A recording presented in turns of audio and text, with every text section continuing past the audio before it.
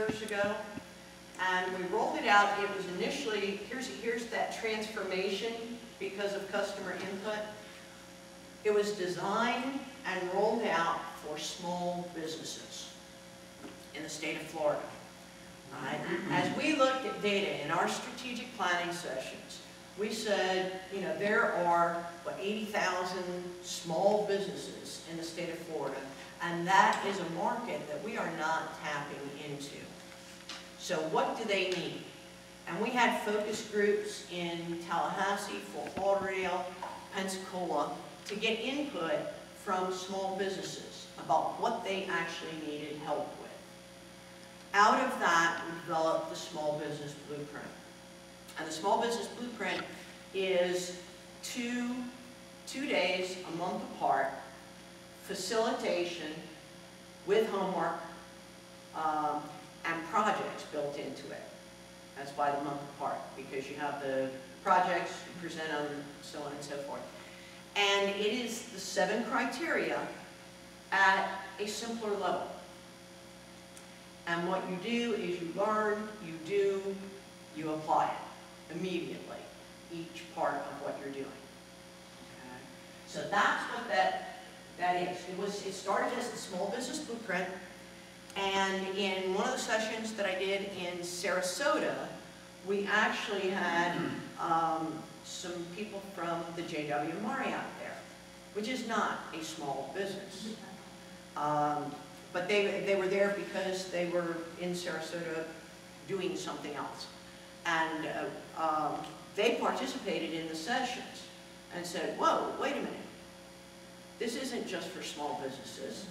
This works for us. This is perfect for us. Take the word small out of here. So we took the word small out of there. Well, as we started to go into the next year of strategic planning, then we started to hear more and more from the not-for-profits.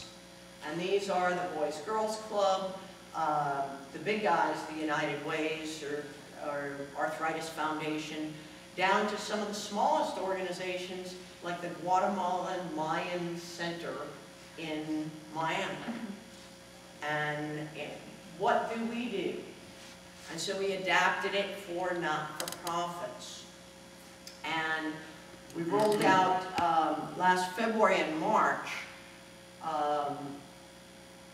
received a grant from American Express Foundation to roll this out to 30 not-for-profit organizations in Miami-Dade County and Palm Beach County. And those folks went through the whole process, did their projects, the sharing, and are looking for more. But they're continuing to send emails, and there's remote coaching that goes on as they're working on their projects. But they want to stay in touch. They want another version. They are continuing to use the tools. They get an entire toolbook and toolkit as part of that process. So I think that it's one of the best ways for an organization to really get going and see some results from what they're doing.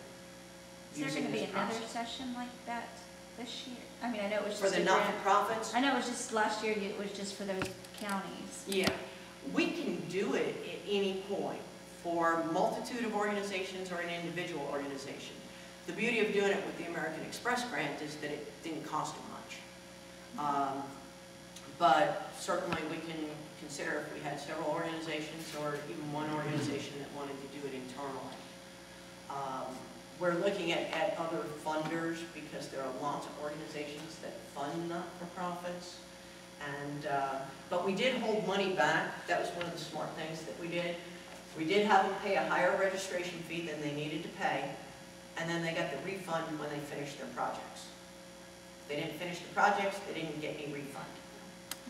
So there was only one organization that didn't finish. And that's you want people to go all the way through. So that's another thing that we're doing.